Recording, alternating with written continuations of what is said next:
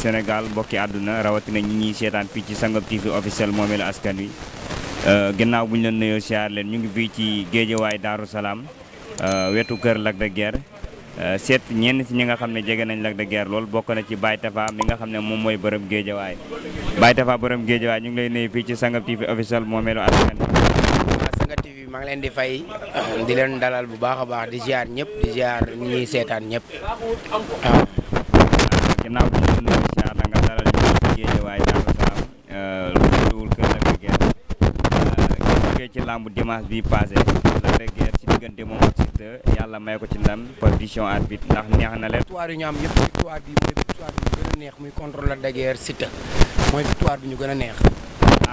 combat bi jeexee ci décision arbitre nga. bi bëre bi ñu ko bëree ak bi ñu fay dem ni ñu fa demee moom moo tax man la victoire bi moo ñu gën a neex parce que lobby gi amoon ci làmb ji ak complot gi ñëpp préparé pour xeex Lac de Guiers pour mu daanu ñu mës a gis jëllam te far yàlla dogalul loolu tax ma ne victoire bi mooy victoire bi neex ci Lac de Guiers. préparé làmb ji dem ba ca arène ba nga ne dañ leen xeex nga wax dégguma lu bu baax. waaw dañuy xeex Lac de Guiers parce que man lu waa comme ñi ñuy wax ñenn ci lobby làmb ji ñoom lan la ñu bañ a Lac de Guiers war nañu koo wax parce que su dee làmb sport la sport nit ki taxaw di sportif kenn mësu koo daan ba toog ci dënnam yow nga ni kooku daal bëggoo koo gis kon làmb ji sport la wala leneen la man loolu laa bëgg a xam quoi. léegi lan moo tax nga wax lobby ak lan muy lobby lu undu baatu lobby. waaw lobby mooy li ñu gis rek maanaam gis nañ ko ci journalistes yi gis ko ci promoteurs yi gis ko ci mbër yi gis ko nu mu tëddi gis ko ci communicateurs yi comme am la parce que tey mënuma comprendre ñu ni Siteu moom dafa bëgg a yéeg ci kaw ñu yëkkati ko avance jox ko ngir mu bëre ak Lac de Guiers comme suma benn frère rek Modou Mbaye dama ciy ñëwaat bu doomu Bécaye bi dama gis avant combat bi mu taxaw mu ni Siteu su bëree ak Lac de Guiers 5 minutes daan na Lac de Guiers su ko yóbboo ardo daan na ko léegi damay laaj Modou Mbaye loolu sport la wala lan la comme léegi xam nga loolu nit mënu ko dégg ci nopp quoi ak ci fan la ko teg waxi waye di yooyu waxi manquant yooyu waxi soxor ko. léegi ñàkkul ne Modou Mbaye moom mu ngi lay dégg ça pense que. la doon dinaa mu tontu ma ci trop parce que nan la sportif Siteu luur yi ñu ko jox yëpp dañ ko daan da cee essayé ñu jox ko Lac de Guiers yow nga war a taxaw nii Lac de Guiers ay magam dañ ko may ay sens bi muy bëreeg Yékini dafa ñëw imposer Yékini daan ko. comme am la te Yékini magam la da ko doon may sens kon Lac de Guiers su mayee Siteu sens da nga war a conseiller Siteu ni ko da nga war a ñëw jël sa bakkan bi teg ko ci géew bi def face ak moom mais say soo taxawee ni Siteu su léewtoog Lac de Guiers 5 minutes daan na ko su ko yóbboo ardo daan na ko loolu yëf yi dof la. waaw xëy na moom Modou Mbaye ba muy wax loolu mooy dafa romb ci mbedd mi ñu bëri bu ñuy waxtaan li ñuy wax mooy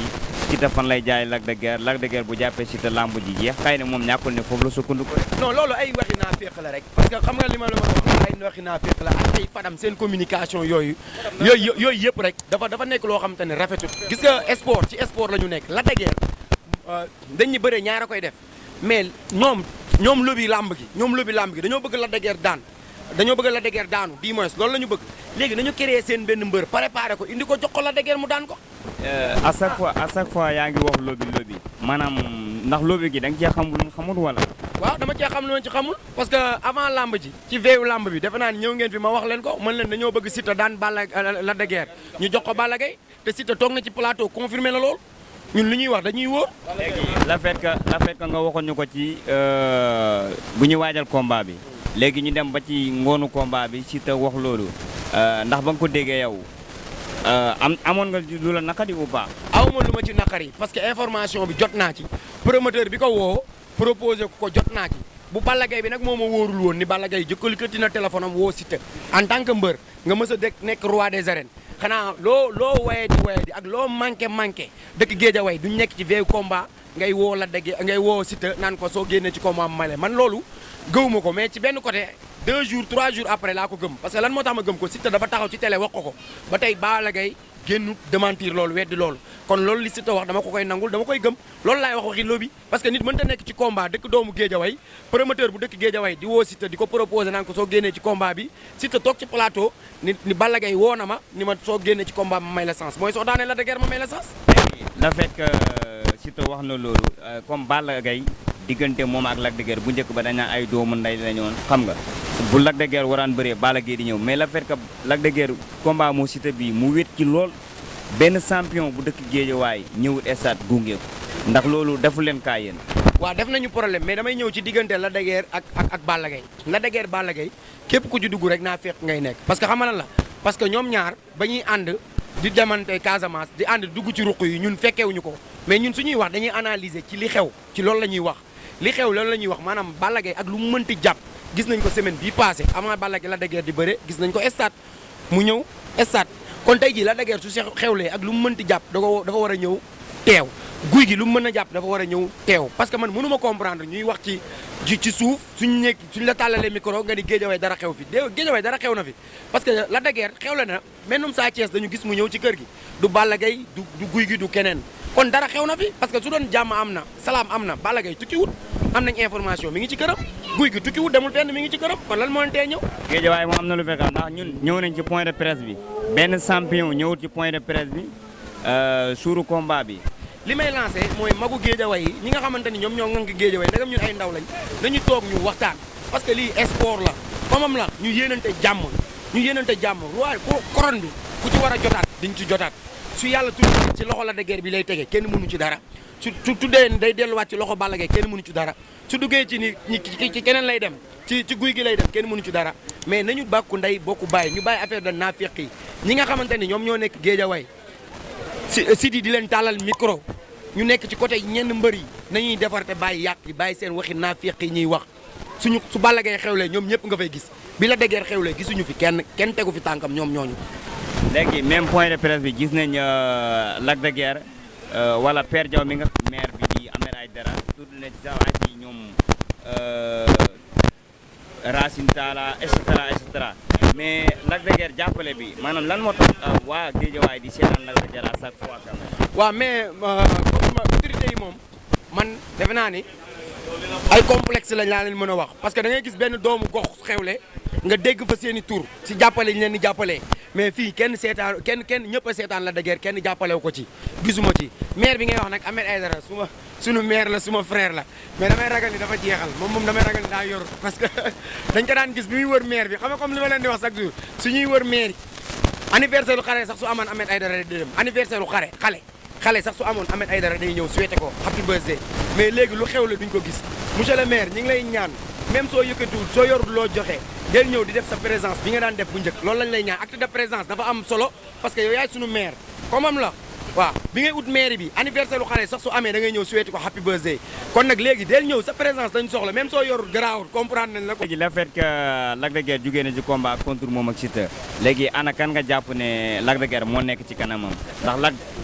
sunu naataango Modou Anta laajoon na ko te incha allah yow lañ koy laajaat mooy VIP yëpp Lac kese moom lañ gis mu bëreegul combat royal Lac lan lay xaar. nu mu tuddati sax seen naataango bi dama ko fàtte parce que bi mi am Modou Anta bi mi affaire bi di am dama ñëw net dama voyage yoon damay ñëw net fekk affaire bi di jeex moom moo tax fekke ma ko mais dama koy wax ni ko ñi ngi jéggalu parce que di ko masawu parce que journaliste la li mu nekk na ci làmb ñëpp respecté ko nañ waxante dëgg ak parensaay su dee waxam sax dafa naqari mais yow fexeel ba yow tontu ko wax garaawul mais ku am fullay questionné la amal fullay tontu ko comment la moom wax na li mu war a wax mais ña fa nekk li ñu tontu loolu ñu war a tontu man côté boobu laa gis naa suñu Père Diaw génn en tant que kilifa jéggalu ko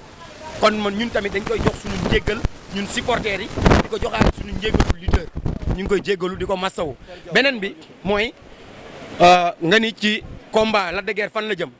suñu dakkalee lobby gi dakkal yëfu naafeq gi dakkal farfarloo gi Lac de Guiers dafa war a bëree combat royal nee ma nan moo tax lan moo tax li tax mooy ñëpp gis nañ ni fi nekk Modou Lo ak Boy Niang moom moo taxaw le premier Modou Lo Boy Niang kan nag kan ñoo doon bëree Tapha Tine ak Eumeu Sène kan moo daan Tapha Tine kan moo ko daan Lac de Guiers ko daan wala moom moo daan Lac de Guiers. Lac de Guiers moo ko daan ay 2006 moo ko daan Lac de Guiers moo ko daan léegi nag su dee parparloo amu ci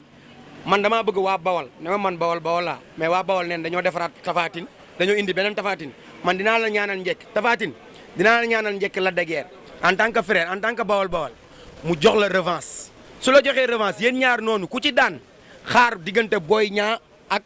Modou Lo loolu moom mooy lamb ji Siteu mi ñuy bëgg a jox Balla Gaye yabuñu ñun Géejawaay Balla Gaye yabuñu ñun Géejawaay bay jël combat Siteu combat yi mu dugg Guédiawaye yëpp da koo perte rakkam ci boppam Sa Thiès da koo daan na taxaw xaar làmb ji toj mu am combat Balla Gaye bis boo jëlee mbër bis boo jëlee combat Siteu bis boo ko jëlee yow ak sunu tante buri yéenay ànd làmb jak doo ànd ak kenn du la topp parce que loolu moom d'accord ñu ci beneen Siteu dañ ko jox Franc nañu bàyyi jéggilaate gi ndegam Siteu nee ñi la déguère mënut a yëngal Siteu loolu la ñu wax la déguère mënut a yëngal Siteu nañ ko jox Franc Siteu combat yi mu bëre yëpp combat yu mag yi mu bëre yëpp ci saako ba la koy bëre contre Sa Thiès ñaata avertissement la Siteu am 3 avertissement heure bu ñu ñëwee prip daw na dem sa saako ya bi mu ñëwee dernier bi la ko Sa Thiès gaawantu profité jàpp ko daan ko yow mbër moo xamante ni suñ la joxee luur nga dem taxaw ci saako yi ba pare Modou Mbaye bëgg a taxaw ni Siteu su amee 5 minutes 10 minutes ci la déguère gagné na affaire naa féq yooyu nañ ko bàyyi léegi Siteu nañ ko jox Franc loolu mooy làmb ji la déguère nañ ko jox revanche léegi ñàkkul ne promoteurs yi ñu ngi lay dégg ak mbokki internet buñ ci àndee kan mooy seen promoteur dañuy wax ak suñu promoteur parce que promoteur làmb yëpp suñu promoteur lañ mais fii Baye Ndiaye moo fi nekk Baye dañ lay wax ñun su dee da nga bëgg a tëgg làmb ju neex su dee da ngaa bëgg moom tamit li ngay def doomu Guédiawaye di ci gis seen bopp demal jëli ji Tapha Tine jox ko la déguère waxtaan ak la déguère mu jox ko revanche beneen bi mooy jëlal Siteu jox ko Franc loolu mooy làmb gis nga suñu ñi xam làmb suñu dul naafiq loolu la ñuy wax mais tey nan nga mën a joxe Siteu la déguère génnu ci nga jox ko Sa Thiès génnu ci nga jox ko Gouye Gui génnu ci nga koy jox Balla Gaye dañu waxante dëgg Franc moroomam la nag dañ ko jox Franc ndegam mbooloo moo tax ñu koy tëggal mais Siteu Baye Fall la borom baax la mais mbooloo moo tax mu koy pëggal bëree bu daan la déguère moom xam na ko kii xam na ko nu mu tëddi kii yam bi non Max Bergane dégg naa ko nag mais est-ce que Lac de Guiers am na bëree bu daan Siteu ndax la fekk mu bëri Siteu 20 minutes te ñu ne ko yaa ko ëpp doole moom mu ngi peese 140 kilos. waaw Siteu di peese 108 kilos wala 110 kilos. waaw ndax est-ce que Lac de Guiers am na moom it bëree bu daan Siteu. mais ki ngay daan day taxaw yow xoolal arbitre heure bu woowee Siteu ba ci làmb ji su ne prip Siteu ngi ca saaku ya léegi 140 kilos da ngeen a bëgg moom mu ñëw jaay ku làmbam contre Boy Niang lan lañ fi waxoon ak Balla Gaye taxaw Balla Gaye nangam ak nangam mu dem jaay def erreur ci làmb ji Boy Niang daan ko ñoom naa féq yi nga xamante ne ñoo doon wax ñoom ñoo taxaw naan Balla Gaye entraîné wul ñoom ñoo taxaw naan Balla Gaye dafa feebar loolu la ñu bëgg ci Lac de Guiers duñ ko am nañu bàyyi affaire par parloo geeg naa féq gi ñu nekkee Siteu nañ ko jox Franc Balla Gaye Lac de Guiers nañ ko jox Tapha Tine Balla Gaye na xaar lamb ji toj mu doog a am combat. léegi la fekk nga dégg ñu ne Père Max Mbergane dugal na recours ci diggante moom ak Siteu ndax jaaxalul la quand même. Père Max moom xam nga suñu père la duñ ko wax dara mais loolu muy wax dafa baax rek su dee Siteu normalement ñaari avertissement la war a am déjà arbitre yi première mi-temps bi ñu soufflé ñu ngi ko soufflé ci 8 minutes 15 secondes dem leen ngeen xooli jiwaat ko matut doomu Bécaye bi doon na ko wax Modou Mbaye wax na ko jékki-jékki ni tekk parce que suñu doon naafeq war nañu koo génn waxaat loolu lan moo tax arbitre bi di souffler 8 minutes 15 secondes mënte ni montre Sénégal yëpp mënuñoo yor benn heure bi yow nga ni yow heure bi nga yoroo ko comme am la kon nañu arrêté loolu Max Père Max nag su defee recours ñu def recours parce que Siteu baax yaay couture da koy ñawal xam nga suñu père la baax yaay couture moo koy ñawal Siteu dafa teg tànkam ci saako bi Lac de Guiers fekk ko fa ba ni ko cirip jàpp loxo gauche arbitre bi soufflé combat soufflé mi-temps te bi mu soufflé mi-temps dafa waroon jox Siteu avertissement parce que Siteu tànkam mi ngi ci saako yi ci biti. est-ce que nekkul temps bi jeex moo tax. déedéet temps bi jeexul 8 minutes 15 secondes la mais bëgg ko woon a jox avertissement moo tax mu dem mu yóbbu affaire bi mi-temps nañu bàyyi loolu affaire bi nañu bàyyi lobby gi waaw. nañu bàyyi lobby gi léegi nag ana lan ngay message booy laajte pour supporters yi Guédiawaye yëpp ak autorité maanaam képp koo xam ne fekk na baax Guédiawaye nan la ñuy def ba boolawaat ban message nga leen di lancer quand même. ñun supporteru mbër yi Guédiawaye ñun amuñu problème ñun su Balla Gaye xewlee ñun ñooy dagg ticket dem su Lac de Guiers xewlee ñun ñooy dagg ticket dem su Gouye Gui xewlee ñun ñooy dagg ticket dem ñoom mbër yi seen biir ñoo am problème man suba Balla Gaye su jëloon avance suba suy dem stade damay bokk si ñu koy gunge sëf bu Siteu sëf avance su Siteu su jëloon beneen avance léegi suy dem damay bokk si ñu koy gunge Gouye Gui mi ngi moom ak Ada Fass di ngeen ci ñëw ñu wax ci parce que sunu mbër lañ mais ñoom seen mbër yi seen biir ñoom ñoo jotee bañ ko wax waaw. ok ñu ngi lay sant di la gërëm ci Sangap TV officiel ginnaaw bu ñu leen seetee Guédiawaye ngeen. ak bala nga may gërëm di ma sant yéen it journaliste yi yéen it lu xew ci làmb ji parrain saa da ngeen ci am part de responsabilité Fadam moom ñu ngi koy gis Fadam man nag foofu laay ñëw nga may ma 2 minutes rek Fadam dañ ko respecté naa ko jox naa ko respect mais léegi Fadam dama am ban palmarès la fi am ba mën a war a gën a mën a xam nit ñi làmb yow ñaata combat 0 défaite nga bëgg a ñëw taxaw plateau di analyser làmb bëgg a gën a. kon kay palmarès bi di na bu dee 0 défaite la am. déedéet 0 victoire boog. mais yow yaa ne 0 défaite. donc damaa juum 0 victoire amul benn victoire léegi bëgg a ñëw analyser làmb ba pare Fadam xam nga Fadam fan la mën a nekkee naafiq parce que na ma baal comme am la sunu grand nga respecté nañ la trop mais bàyyil parloo gi avant combat bi ci live yi la nekk live TikTok yi bëgg a tëgg Siteu ak Balla Gaye di manigancé naan combat bi day taxaw nangam ak nangam nañu live buzz ak fu nekk mu dugg fa di wax nañu bàyyi affaire yooyu nañu bàyyi parloo gi Fadam yow amoo expérience su làmb parce que tey su dee suñu papa Tafa Gueye su waxee ci làmb da nga ko koy nangul Bécaye Mbaye su waxee ci làmb da nga ko koy nangal xaaxamoo Modou Mbaye man mënu maa gën a xam làmb Modou Mbaye ba may tëgg ay mbapat boobu duggul ci làmb papaam boobu moo tax mu dugg ci làmb mbër yu bëri tëggal naa leen fi mbapat Modou Mbaye ba may nekk ci làmb gi di sonn di dem ci mbapat yi di seetaan yi mbapat Modou Lo di seetaan mbapat Bac Seeraat ginnaaw raay ak yéen nekkul duggul ci làmb ji mënu maa gën a xam làmb nañu bàyyi affaire yooyu xëy na yàlla moom la ñu jagleel ñoom ñuy nekk ci micro yi di wax mais nañ ko teg ci yoon Fadam del teg affaire yi ci yoon yow amoo xam-xamu mbër parce que mosuñu gis nga bëre ci kele géej la dëkkoon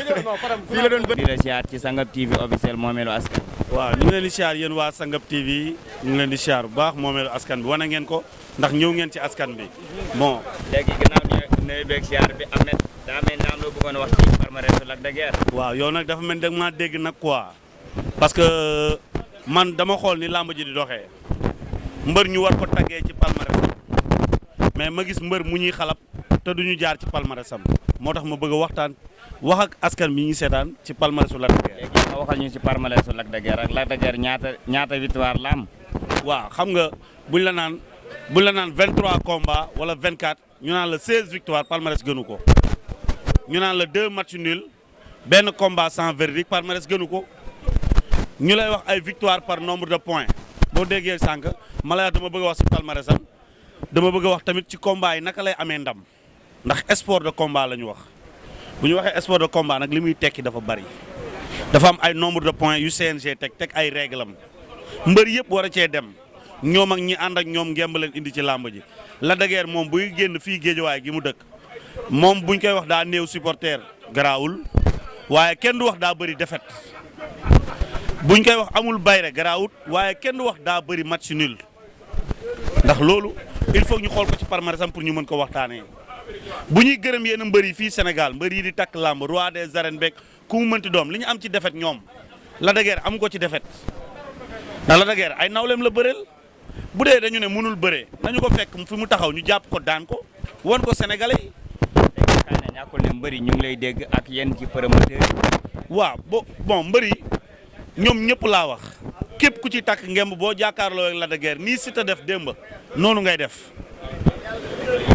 nan la Siteu def démb. nii Siteu def mooy bu ñu mewee jëm ci kaw mu daw génn saako yi bu ñu ñëwee ba ci booru saako yi mu ne muy simuler di wane ne mi ngi attaqué fekk attaqué wut. Lac de Guiers bu VAR bi am ci CNG indi tey su amoon ci làmb victoire bi ñu jox Eumeu Sène kenn du ko ko jox ndax moo daan Eumeu Sène ba ñëpp di ko waxtaanee. Lac de Guiers moom dafay ñëw par nombre de points di wane ni man sport bi may def dama ko mën victoire am na par avertissement am na 4 appuis am na jël daanu moom lépp lu ko làmb ji may da koy exploité def ko ñi te du maye dara léegi mbëri dañuy xaar mu leen di may nañu ko fekk fi mu nekk bu dee ñoom ñoo wane ni ñoo mën bëre ñoo am public ñu jàpp ko daan ko waaw. ñu ngi léegi comme dafa xaw a guddi te waxtu waa ngi xëcc jëm si jeex nga tënk kàddu gi rek. waaw li may tënkee kàddu gi mooy man mii di wax man waa Fass laa écurie Fass laa far waaye Lac de Guiers sama dëkkandoo la dama koy ñaanal nag li na ci kanamam moo ko xam yàlla na ko suñu borom defal lépp lu gën di encourager Siteu di ko wax défaite da nga koy accepter yow ak ñi nga àndal nga nangu ni lii défaite la ak nu mu mënti mel. muy 4 appui muy par avertissement yow ak ñi nga àndal ak say lobby da ngeen koy accepté dem liggéeyaat ba ci kanam ngeen ñëwaat fii ak yéen a ngi ñëwee nii ci poids lourd yi du ngeen am ndam waaye Lac nag di ko félicité di ko encouragé waaw di encouragé ay supporters amit di leen wax ni li ci kanam moo dàq li weesu. di leen baalaak ñu ngi woon fii géej wala maa ngi fekk moom jaar moom di ko jaajëfal lu bëree bëri ndax lépp loo xam ne baax na biir Sangap TV rek loxoom génnut di nuyu sunu DG kooku mooy monsieur Wan Jengumaan nu ngi koy bëggee moom it di ko siyaar